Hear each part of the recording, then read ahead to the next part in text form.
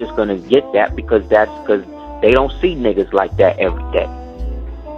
They still look at me as a nigga or whatever they've been bred to believe black people are up until that point, but they can't qualify this nigga, so this nigga must be some other type of nigga. See what I'm saying? Then when they find out that this other type of nigga is not a nigga at all, then what? Now you got to deal with me in a capacity that you're not used to dealing with niggas in, because in the United States, niggas represent people who are under the pain of death of the police based upon them being black, which again is a classified classist definition, not have anything to do with color. But because the white man don't have nothing else to stand on with it other than that, he got to make it about color, because the law got to match the type, the rule got to match the type of law he under, and that's colorable law. He called himself a white man.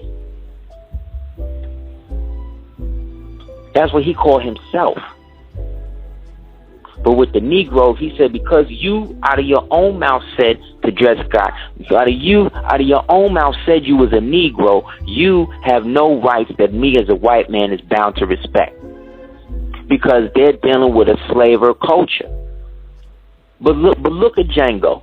The nigga Carl Candy, the white man, DiCaprio, was the basis of the whole pimp class. The whole pimp, the understanding of what a pimp is, came out of that classist aspect of white people who were down with this type of secret and maintained it through their allegiance to keeping and preserving the ignorance of the so-called niggas who used to be Moors or whatever with a noble class, but now that they gave up those estates are now claimed by these slave masters that now have papers on them to prove it. So the same niggas that owned the mansion 150 years ago is now the descendants. They descendants is cleaning up the damn mansion. That's what the story, the song Viva La Vida by Coldplay is about, when he talks about how I used to rule the world. Read the lyrics to that song. It's all about the fall of the Moorish Empire. But again, that's from the perspective of me, somebody who understands what a Moor or a Muslim or Al-Moroccan or Al-Maghrebian is. You see what I'm saying? Asiatic is. Because I know that Asia, when the world was called Asia, that was when that side of Africa and this side of Africa was linked up, symbolized by the two hands shaking in unity. But now that they split up, the people who are calling themselves African, who are acting like the progenitors of so-called American-born blacks here, they're acting as our progenitors when really we're the ones that's culturally bringing them up, bringing them higher. Lapita could have won an Oscar in Africa. You wouldn't have gave a damn. The only reason why you gave a damn is because Hollywood gave a damn. And that happened here. She had to come here to do that. She probably won an Oscar in Africa. You don't know.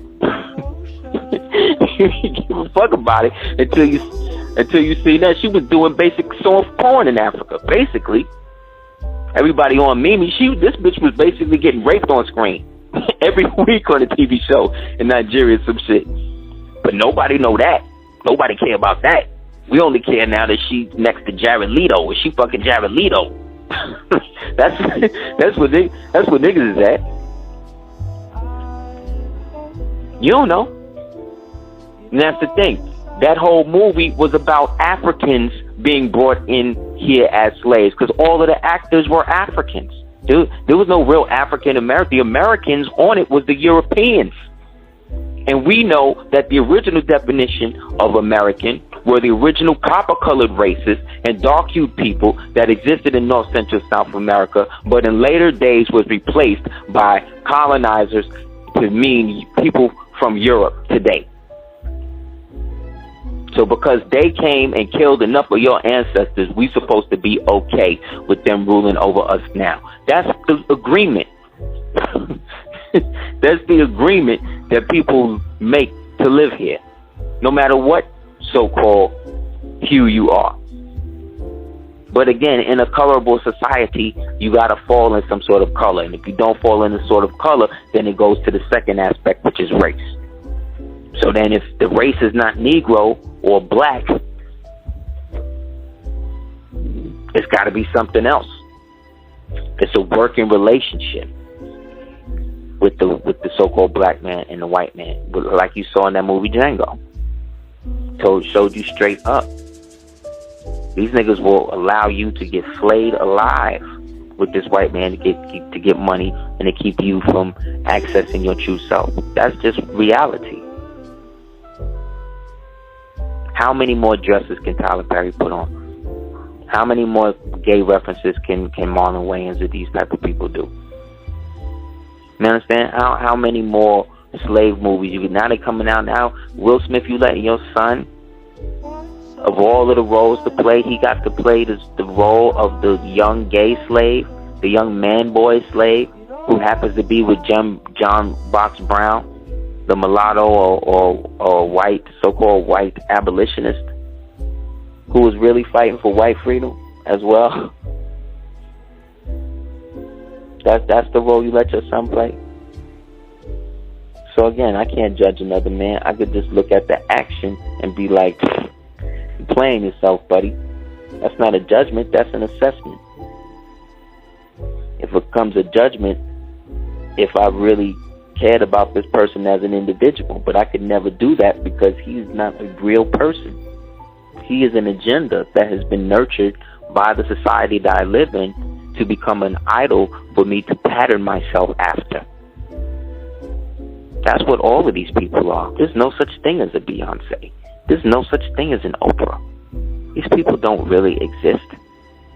Have you ever seen them in the store with you or whatever? And even when you have they ever been themselves? How would you know? They're actors. There's some actors that just get dressed up, put on a baseball cap or whatever, be in the street all day just to see if somebody talk about them. That's how obsessed for attention these people can be. And this is who you're patterning your whole life after? That doesn't make sense.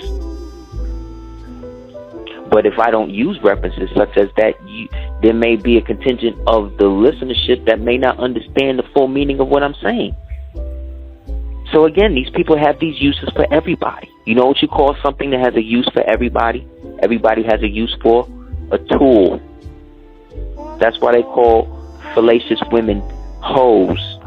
Because it's a garden tool. It's a tool. This is how they have modernized and domesticated our minds to associate people with words. There is no definition for me. The only earthly definition you maybe could use to describe an aspect of me is more, because that's a verb as well as a proper noun. You know what I'm saying? It's a vibration that works for me because I'm dealing with I'm striving to deal with the true hyperdimensional cosmic sense by still maintaining the earthly presence. You see what I'm saying? It's like today, like when you read people and you hear these scholars talk about, well, we need a matriarchal society. That's where, the woman says it. Do you really want a society where it's just a woman telling you what to do? Even women. Would you want to live in a society with just this one chick who dictates what it is you do? Nah, but that's what they gearing you up for with Juliette Lewis from Seinfeld. She's in the movie Veep. They're gearing you up for the Hitler Palin thing. They can't go back to a white man after this. You can't get no Chinese man in there. People not ready for that. Just gonna be like, oh, he's an agent of China. That's how people are. You can't get no Arab in there right now. It's still too hot in the Middle East. They still owe too much money to the oil people. So what are we gonna do? It either got to be a woman. It can't be a gay man. They can't have a gay president yet. An open gay president. Not just saying say that they ain't the presidents that's gay. We're not saying that. I'm talking about an open. Like, nah, they can't do that. So who they gonna get? A Mexican? You can't do that. Because then what they going to say? Oh, he's set up by the cartel. You see what I'm saying? There's always a stigma that they got with whatever you are, regardless of what you are. So you better be yourself. or be associated with something that really quantitatively they don't really have and know that they don't really have jurisdiction over. They just hoping enough people don't catch on. So they got their disinformation agents, they propagandists out in the hood, letting people know. People who look like them, let them know. But remember, Shabazz, if we look at the story in the Theology of Time by the Honorable Elijah Muhammad, he talks about Shabazz taking his people to live a jungle way of life, to make them harden, to make them have to breathe. When you can't sleep, when you sleep in the jungle, you got to sleep in a hut. It's very hard to sleep outside because all of the plants is sucking up all of the H2O. So it's just nothing but carbon dioxide that you really breathing in. So you could die from that. So you got to build something that's made of the material that of the environment that you are, like the hut or whatever, that has a natural deterrent from that, and then create the fire, you see what I'm saying, or the dampness of it to create more moisture in the air for you to breathe.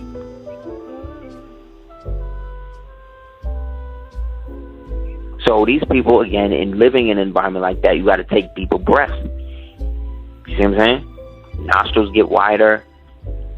When you read about look at some of the glyphs on the Yucatan Peninsula, you see images of people being bonded with like monkeys and stuff.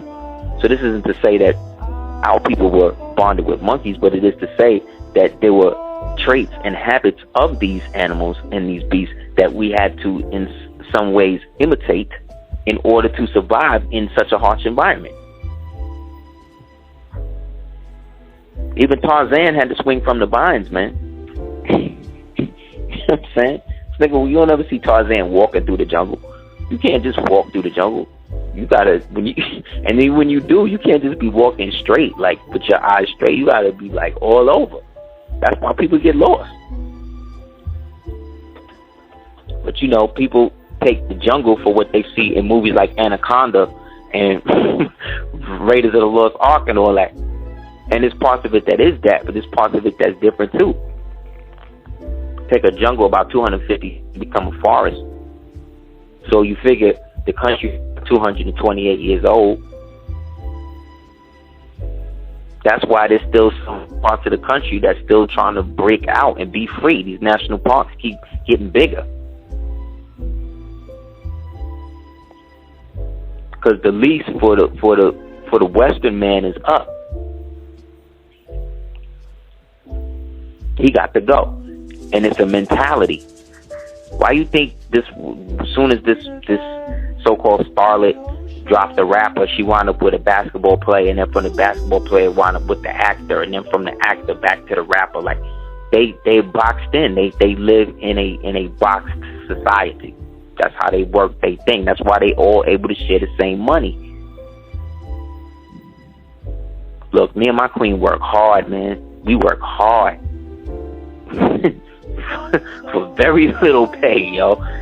And the little we get, there'll be niggas that will say one thing to my face and to the people, but then when they get in other ciphers, something else. You know what I mean? Oh, he shouldn't be this. Oh, he shouldn't be that. Well, what's the quality of the knowledge? Yo, that shit is upstairs. Oh, so you just want to just get it. Cool. There are people who have been bred to do like that. And again, read that story of Shabazz, man. It's deep. And if we're from the tribe of Shabazz, this represents both of us. Because we're both Asiatics, we both walked out of the triple stage darkness, but those of us that chose to walk into the physical darkness became more bonded with the earth and therefore started functioning on a different vibration than we did over here. And after the split, the water around there on that side of the world went counterclockwise. The water over here on the side of Africa went clockwise, goes clockwise. So you wonder why they wanted to bond and group everybody under the same slave story. You see that? Remember, it says that they put different tribes and different people together. How they know what tribes was what? How they speak Wolof? Who taught the Portuguese Wolof? Who taught the Portuguese Swahili, Kiswahili? Who taught them Arabic? We've only just Oh yes, indeed. I like this.